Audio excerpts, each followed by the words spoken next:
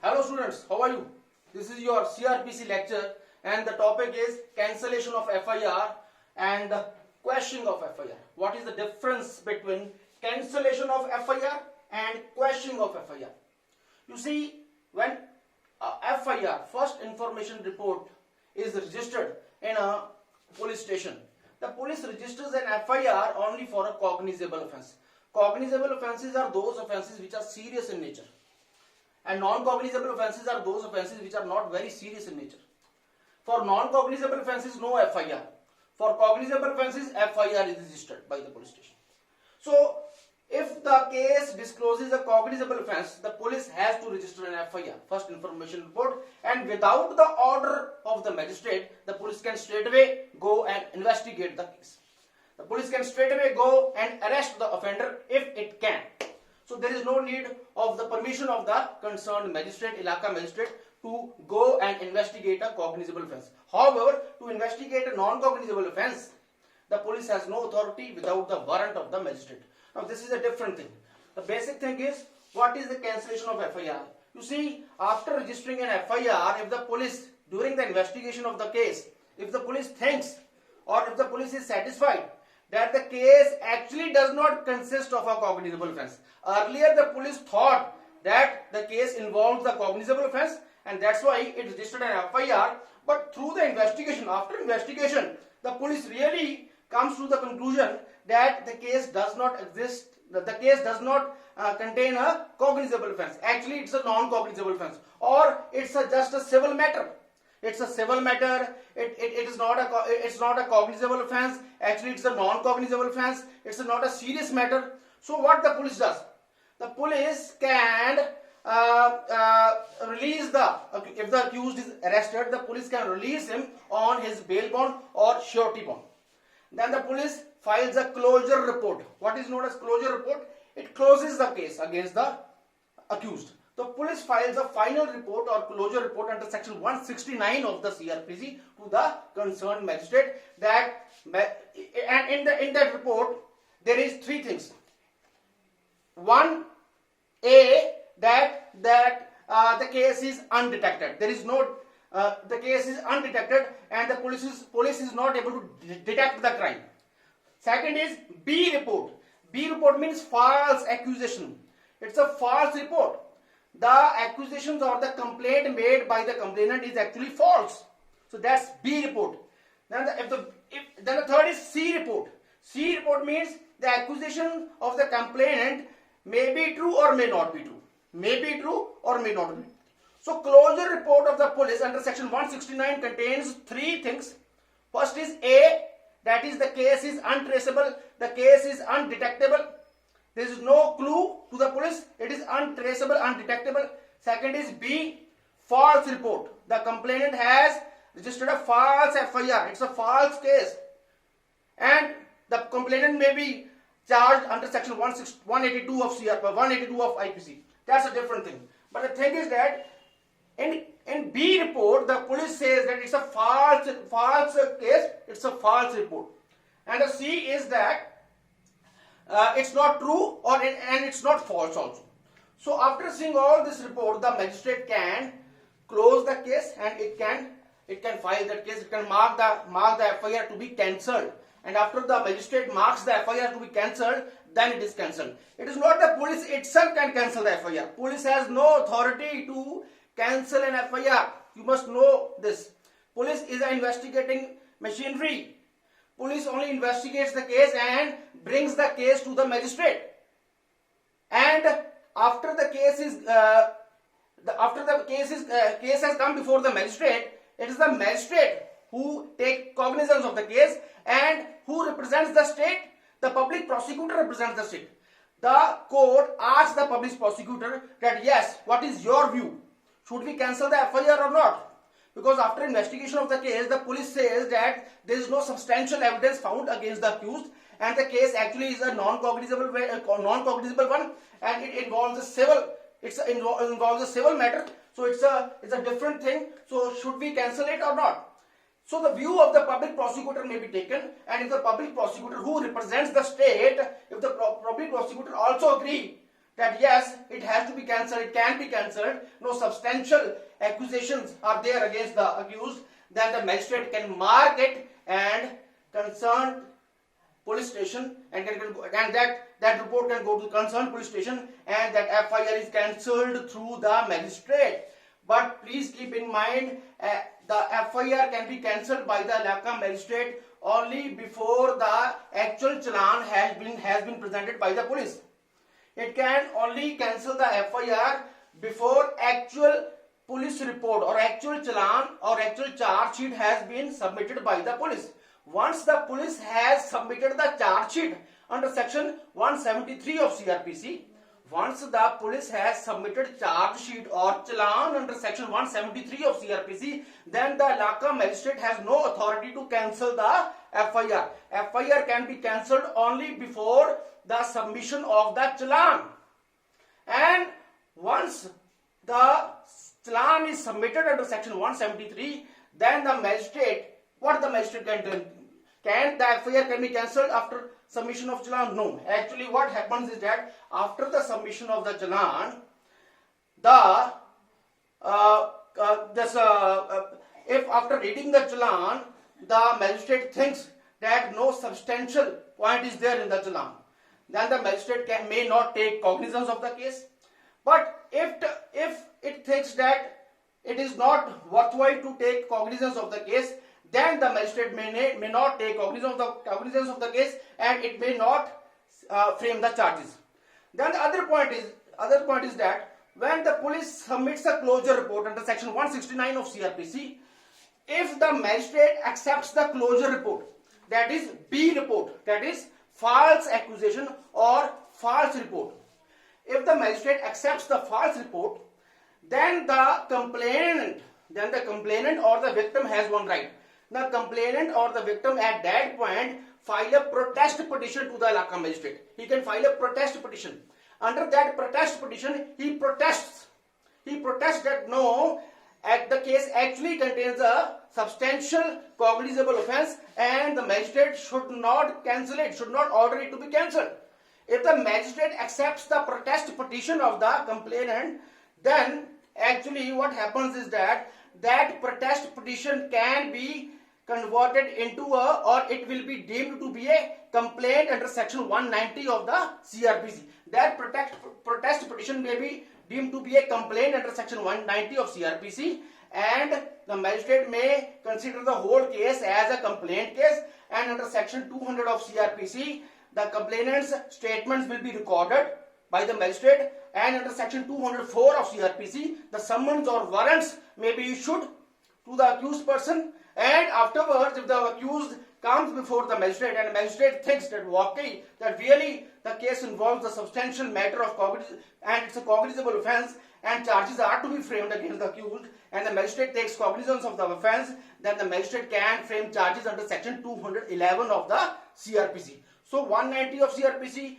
200 of CRPC, 204 of CRPC and 211 of CRPC, these are the steps of the magistrate while considering the protest petition as a complaint. The magistrate may deem the protest petition as a complaint itself.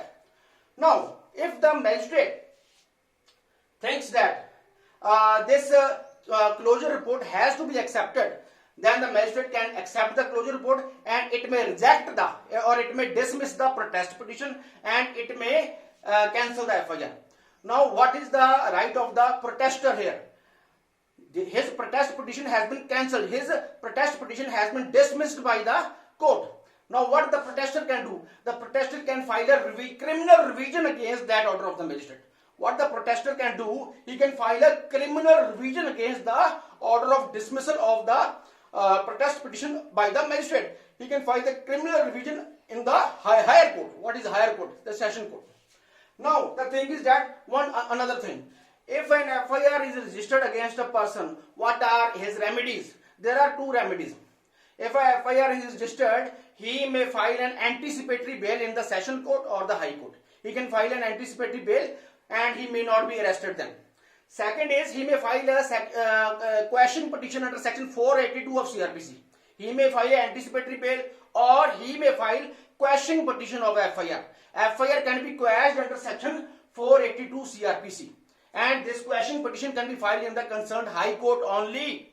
So these are the two ways or two methods, and it depends upon the fact and circumstances of each case whether anticipatory bail should be filed or whether quashing petition should be filed. Every case involves different sets of these circumstances, and it is the concerned advocate who will decide whether to file a quashing petition or whether to file this anticipatory bail. The thing is that quashing of FIR can be filed only in High Court, and it is under section 482 CRPC.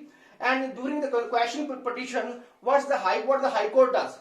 The High Court can quash it. The thing is that the person who is filing a petition, that is the accused has filed this petition of quashing the FIR. He has to show all his evidences before the High Court. He has to collect all his evidences. He has to show the High Court through his advocate the case involves a non-cognizable offence. It's not a substantial offence. It's a civil matter. It's a civil dispute.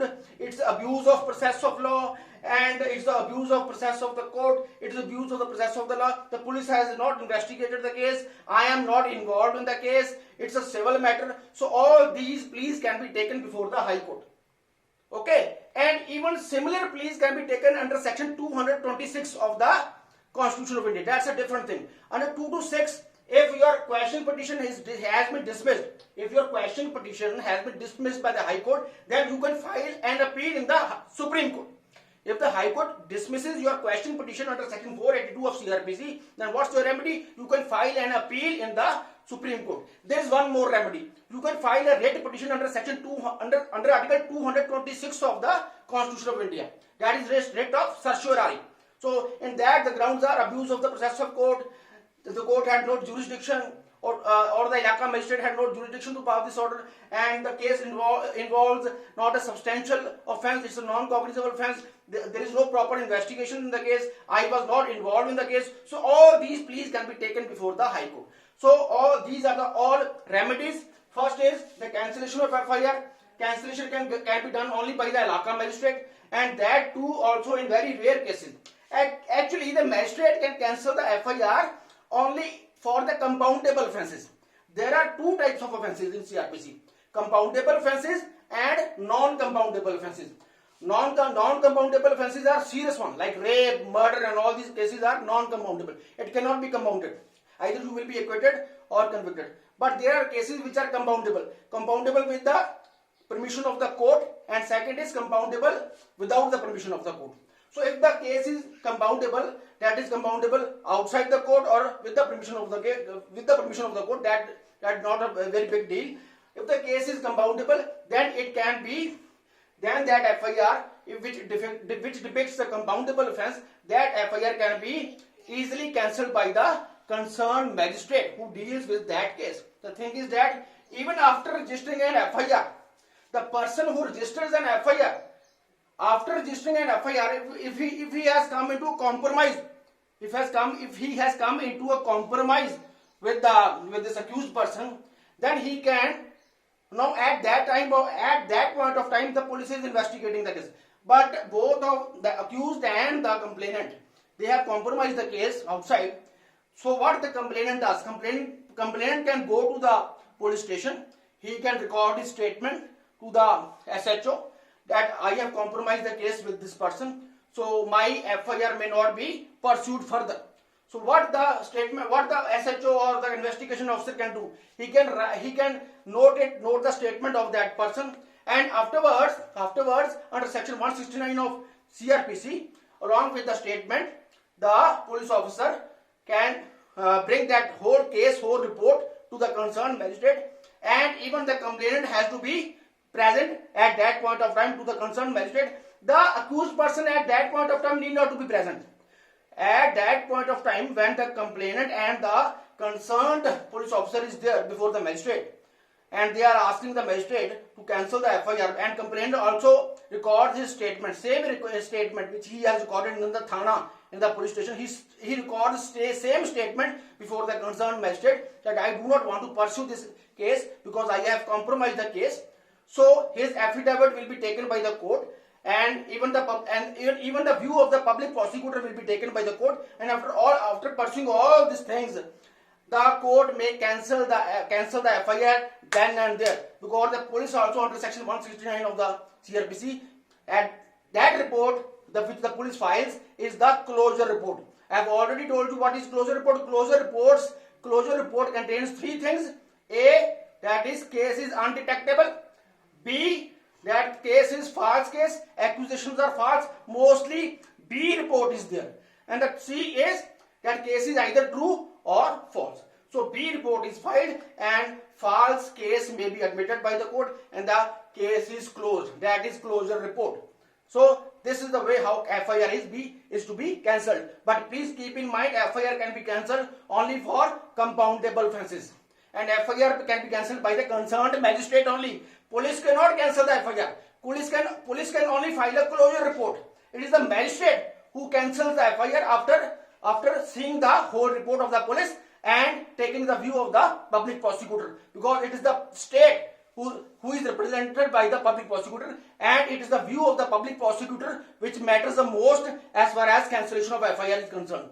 Now, if FIR is not cancelled, or the other remedy is, you can straight away go to the High Court concerned, not Session Court. You can straight away go to the High Court and you can file a quashing petition under section 482 of CRPC, and the High Court may quash the FIR then and there. After listening your plea, you have to give your plea, you have to show your evidence before the High Court that the case does not involve the cognizable offence and it's a false case, it's the abuse of the process of law, and please quash it. The High Court may quash that FIR. So this is the difference between quashing of FIR and cancellation of FIR. I think you have easily understood this concept, and it was little bit complex issue. So I have told you. So thank you very much. So nice of you. Thank you.